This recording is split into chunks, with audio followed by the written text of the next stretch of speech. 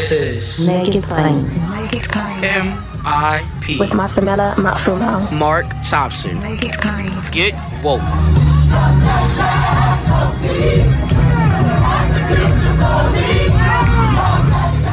Ladies and gentlemen, my guest today has a brand new book out. He's a journalist based in New York City. He covered the subject of his book for Rolling Stone, The Village Voice. He's also written for the Columbia Journalism Review, the Baffler New York Magazine, and many, many more. He's put a great amount of work into his latest, El Chapo, the Untold Story of the world's most infamous drug lord.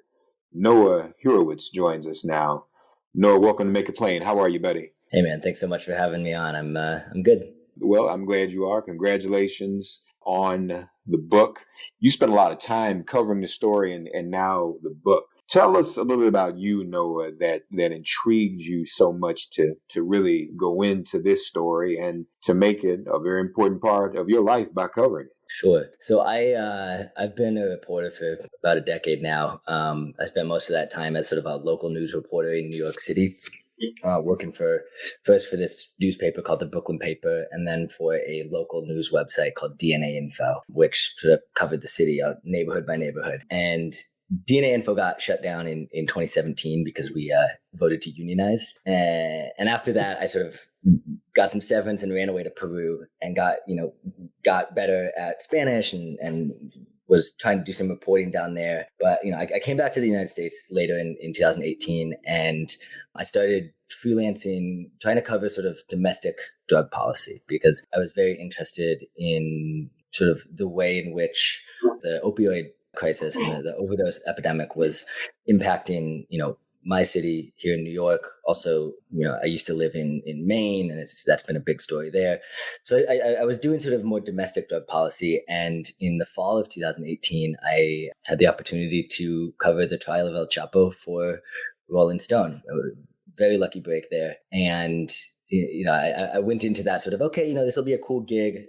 I'll maybe go to the trial once or twice a week. I ended up being there every day, but 4 days a week for like 3 months, just covering every minute of the trial, because it was so immersive and it was so, just you couldn't look away for a minute. There was this one day where I was downstairs in the press room and I was on the phone with a source, and all of a sudden reporters just come streaming into the press room.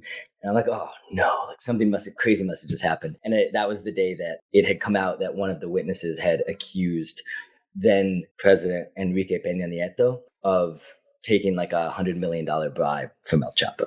So it was not the kind of thing that you could just, drop in on occasionally. And so that just it just took over my life for those 3 months. And then I was approached about writing a book about El Chapo. And, I thought long and hard at the beginning of that process about whether or not to actually do this book, because, as I'm sure there's an incredible amount of sort of media out there about El Chapo, right? There's books, there's Netflix shows, there's documentaries, and I had my doubts about whether it would be useful to write another book about El Chapo, and whether I was the person to do it. As someone who didn't really know Mexico and was a gringo, and ultimately what I sort of the realization that I came to was A, if I don't do it, it's not like that editor is going to go to someone else. It might just not happen. And B, I felt like, yes, there's all of this information out there about El Chapo. There's all of these books and documentaries. But the more I looked, the more I found them lacking a certain context, lacking a certain amount of putting El Chapo in the sort of social, economic, political context that I think he deserved to be put in. And so I embarked on this project with the goal of using the story of El Chapo to illuminate sort of the bigger, more important story of the war on drugs in Mexico, the war on drugs in the United States, and sort of the role that the U.S. has played in that. Because if you look at the story of El Chapo, it really does follow sort of the story of the war on drugs.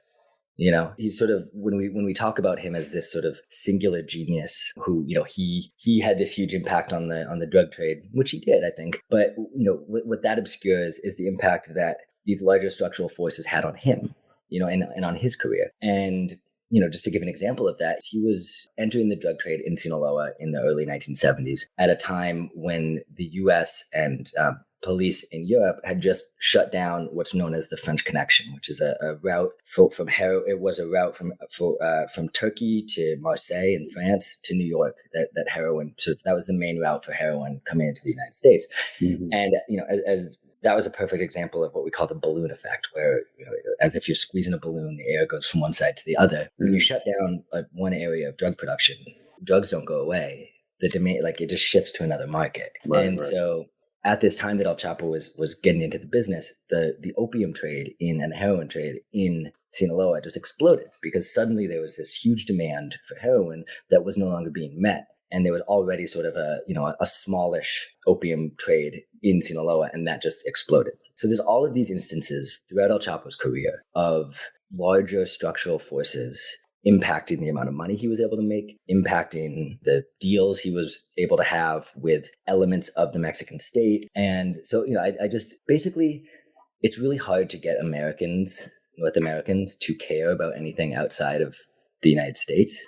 to care about international news. And so when you're presented with an opportunity like this fascinating figure like El Chapo, who people want to know about, it automatically piques people's interest to hear the name El Chapo because he's such a fascinating character. So I saw that as a really good opportunity to tell a really engaging, interesting story while also sort of trying to, confront or debunk as many sort of myths about his life as I could, while also putting him in that context that I found was sort of lacking from other portrayals of him. Well, I think what you said about the context is very important. Full disclosure, I knew Gary Webb. I was a part of the movement along with Dick Gregory and Maxine Waters to further expose what he exposed.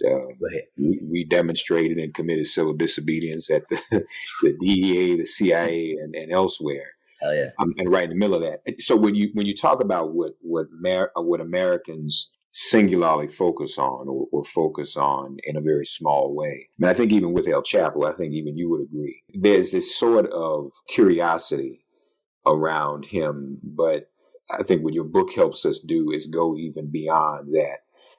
And I think people sometimes even still look at what's going on with drugs and addiction through a very personal lens, which is fine. But you said something very important, the structures that exist.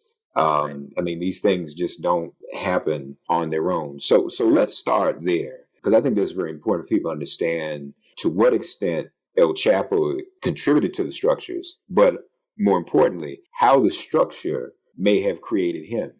Did the structure bring someone like him into being, into greater being, into existence?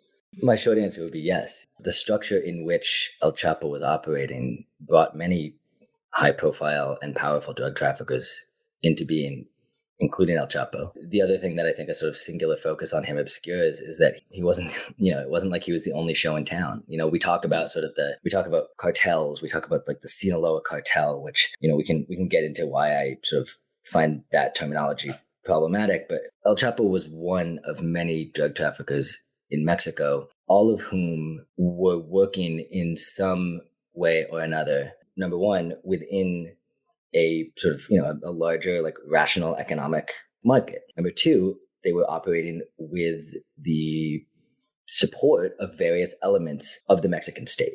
The corruption that you can't traffic drugs without corruption. And so they were very, there was a pretty sort of standardized method of operating in Mexico with the approval of the people that they needed approval from. And this is referred to often as the plaza system, right? Where one drug trafficker would sort of be the go-to liaison with elements of the police, the political class, the judicial class, whatever, in order to sort of buy off the ability to work in that area.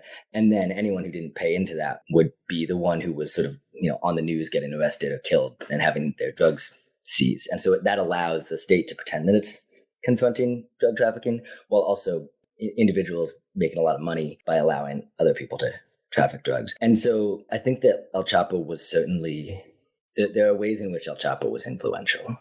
He popularized the sort of the use of sort of tunnels under the border. I think he was very influential in Sinaloa as a sort of a figure within this sort of larger social economic structure, right? Because drug traffickers did play sort of a role as like power brokers and as sort of local, what's the word, sort of strongmen, you know. But I'm much more interested in sort of in sort of the role that he played in sort of the structure of society in Sinaloa, and less so in sort of, you know, was he the most influential drug trafficker ever? Because I don't think that, like, I think that's, you know, I think you're asking the right question, right? I think that the impact that the larger structures of the drug trade and of prohibition and the war on drugs had on El Chapo's career and on his life were much greater than any impact that he might have personally had on the drug trade. More MIP after this message. But I mean, you mentioned the corruption in Mexico. Yeah. What influence did America's waging war on drugs? What influence did that have any influence on that corruption? Did it contribute to that corruption? Did America's role in this help make him so? That's a good question, because I don't want to make it seem like this is just a problem of the Mexican government. You know, I've been asked, you know, is there that kind of corruption in the American government? And in one part of my answer is on a structural level, no. I don't think that the sort of, I think that we see different things in Mexico. I think it's a much more sort of, you know, there's this sort of this corruption of the institutions based on sort of profit and ability for drug traffickers to operate with impunity. Whereas in the US, I think what is corrupt is more the motives of the drug war and the way in which the drug war is waged. So did the US influence that corruption in Mexico? Absolutely. And in many ways. One is just that prohibition causes the price of drugs to go up. You know, you can charge more because of the risk of transporting it and because it's illegal. Black market goods are going to be more expensive.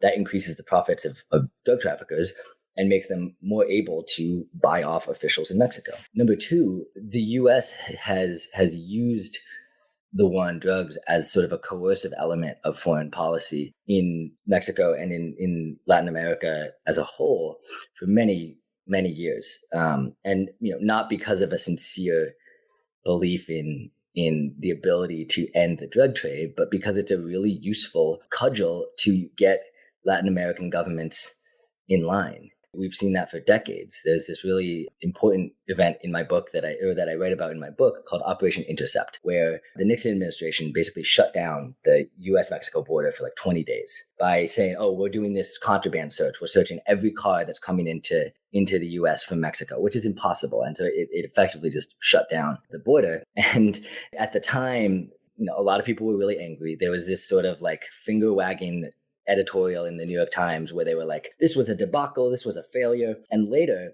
G. Gordon Liddy, you know, the guy who was made famous by Watergate, said it was only a failure if you didn't know its true purpose, which was extortion, pure and simple. He said that it was extortion. It was international diplomatic extortion to show Mexico, to show the government in Mexico City that, hey, you answer to us.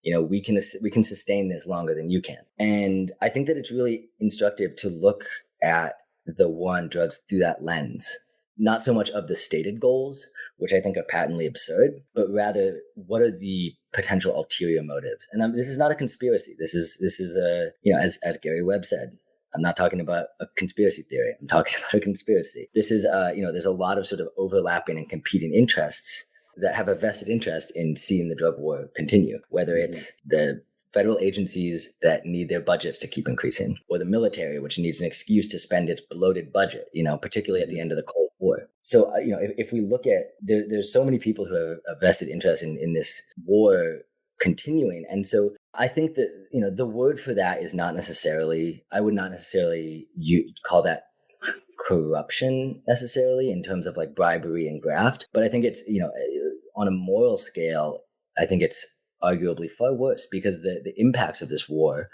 are tremendous and horrifying. And, you know, the hundreds of thousands of people have been murdered in Mexico in the last 15 years since sort of the latest iteration of the drug war was launched by Felipe Calderon in late 2006 at the behest of the United States. And we're not anywhere closer. If anything, it's gotten worse because criminal groups get sort of atomized and smaller and more there's more competition between them, and they kill more people and they extort more people and they kidnap more people. And all of this being done for a goal that I don't think anyone actually at the top believes in. I think that there's certainly people within the DEA who really do believe in what they're doing. And I've spoken to some of them. And even though I think that their mission is sort of, a farce, I understand that they are sincere. But at the top, I don't see how anyone could actually believe this as the stated goals of the drug war. I think they understand that it's a useful tool for keeping governments in Mexico in line. And the consequences of that are so wretched and so horrifying, and they don't seem to care.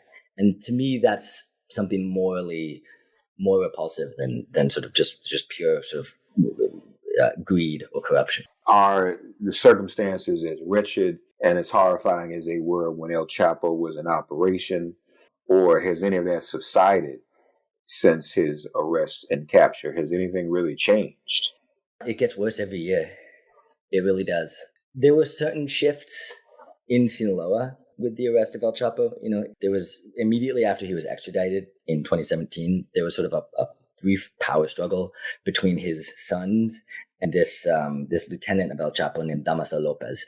And that resulted in some pretty bad bursts of violence in Sinaloa, in Culiacan, including the murder of a well-known journalist, Javier Valdez, whose murder seems to have been sort of part of that power struggle. But eventually, the El Chapo's sons kind of seem to have won that power struggle. Damaso Lopez was arrested. His son fled. And after that, I think the settled into this sort of a little bit more routine. I went to Sinaloa 4 times, from anywhere from a few days to 2 weeks in 2019. And, what I found was that people did feel sort of nostalgic for the times that El Chapo was there. I think that they saw him as sort of a force for stability. But that's Sinaloa, where, it's different in other places. But he has a certain sort of hometown following, hometown appreciation in Sinaloa. But I think, overall, this sort of kingpin strategy of arresting the so-called leaders of cartels has always made things worse pretty immediately and pretty directly. Like I said, it results in sort of the fragmentation of trafficking networks, and they become, they break up into smaller parts and they start fighting each other, and they start focusing on more immediate ways of making money, which often includes sort of turning their focus inward on the communities that they operate in, which often results in just, a dreadful increase in violence. And so I would say that in every way that matters, it has gotten worse since El Chapo was arrested. I'm not saying that he necessarily deserves to be a free man. I think he has a tremendous amount of blood on his hands, but I think so do the DEA and so do the officials in Mexico who have sort of been pursuing this failed strategy on behalf of the United States and causing just a tremendous amount of lost life and violence. More MIP after this message. You also researched this book through all your journalism, of course, cumulatively. You, if I'm not mistaken, you kind of put yourself in harm's way once or twice, didn't you? I wasn't always in the safest places, I will say that. So in 2019, April of 2019, I went on my first trip to Sinaloa, and that was sort of my introduction to working in sort of an area like that. And it was intense, and I took my safety and security very seriously. I wasn't trying to be reckless. I wasn't trying to sort of, operate with this false sense of bravado. Mexico is one of the most dangerous countries in the world for journalists. Right. Dozens of journalists have been killed just in the last few years alone while I've been reporting this book. But the sad fact of the matter is that danger falls much more on Mexican journalists working in Mexico than it does on, a gringo like me going down there to work. I think there's generally a sense that it would, among criminals, that it would be a bad idea to get that kind of attention by killing a gringo journalist. But every trip that I would take to Sinaloa, I would, in some senses, I would get more comfortable because I started to know the city better, and I would be able to, walk around and know where to go. But I would always, whenever I was in Sinaloa, I had like a daily check-in with a friend of mine he's like a a press freedom advocate in Mexico City, right? So he would know, if I didn't check in, he would know what to do to, who to alert, whatever. And I just did a lot of sort of pre-research, knowing who I was talking to, knowing where I was going, telling people where I was going, because I didn't want to take any chances. And yeah, I had to talk my way through a couple like armed checkpoints up in the mountains. And, I met sort of an unpleasant guy in a bar at one point who asked me if I was DEA, which to him I told him, and this I think is true, that I look too much like a DEA agent for the DEA to ever send me to Mexico. They would never send a gringo looking like me there. It would be too stupid. So, that was sort of a nerve-wracking moment when this guy in some bar in Culiacan is asking me if I'm DEA. But for the most part, as long as you don't do anything stupid, don't act like a jerk, and make sure to sort of do your research and talk to people who know the area. I never felt directly threatened. Okay. Folks, we invite you to check out the book. Just before we go, El Chapo, The Untold Story of the World's Most Infamous Drug Lord. You mentioned your concern for those who've been victims of the ongoing drug war. Give us a glimpse, if you would, about how your book can actually in any way be helpful or informative to those who are families and survivors of drug war victims. Yeah. By reading your book, what can people learn and understand to maybe, put some, for lack of a better word, meaning even into what they've experienced?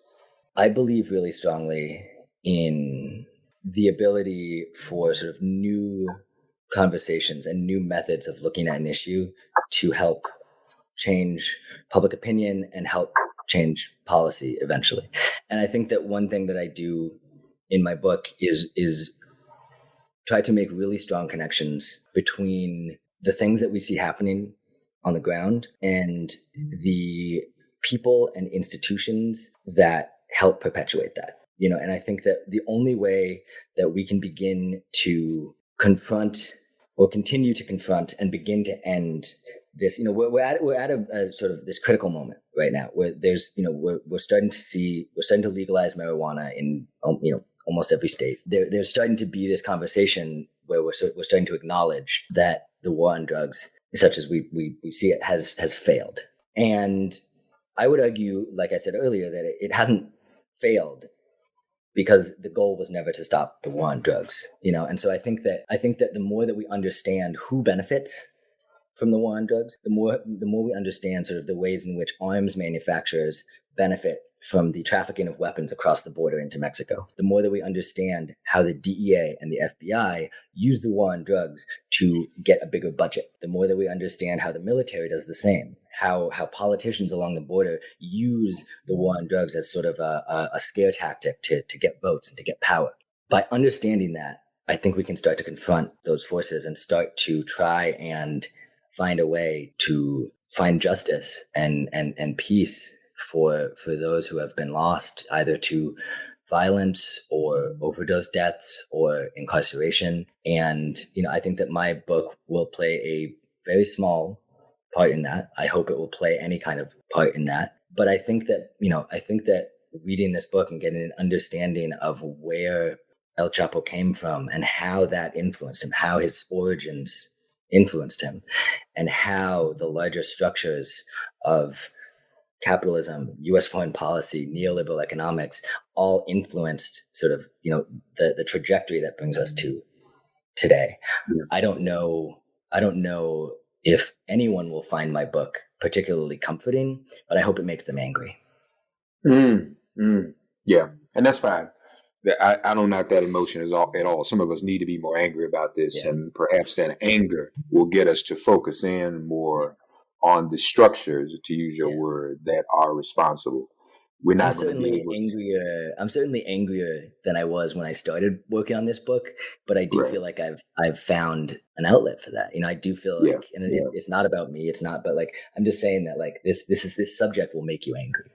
But you have to do something with that anger.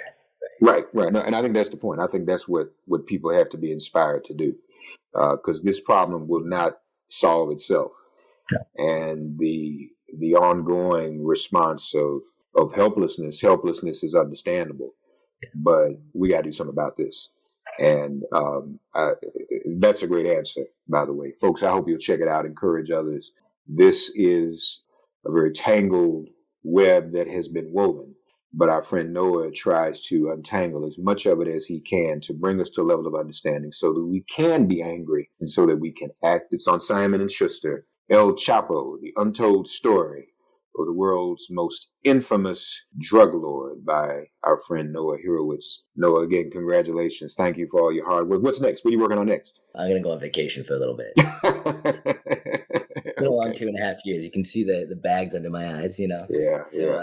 So, but I think that I don't want to have this be something where I just write a book about Mexico or about El Chapo and then take the money and run. I want to go deeper. I want to I spoke about my hesitance at the beginning to talk about this sort of individual story, this individual analysis of the war on drugs, and I would love to from whatever comes next to be able to delve deeper and have more of a sort of laser focus, the larger issues at play than just one guy. I really want to get past this sort of focus on individual drug traffickers, individual sort of faces of the drug trade.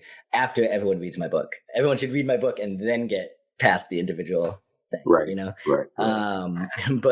But yeah, I would really like to go deeper and get a stronger understanding of how this war on drugs functions and how it might be ended. After your vacation, we look forward, my friend, to more depth from you. But folks, meanwhile, check out the book, El Chapo, The Untold Story of the World's Most Infamous Drug Lord, by one who's covered it for years, one who knows the story, Noah Hurowitz. Noah, again, thank you for joining us on Make It Plain. But Mark, thanks for having me on so much. Thanks for getting woke and listening to Make It Plain. Please remember to listen, like, and wherever you get your podcasts, please give the show a 5-star rating. And please do spread the word. Let's all continue to pray for each other during this pandemic and this police-demic. If all hearts and minds are clear, it has been made plain.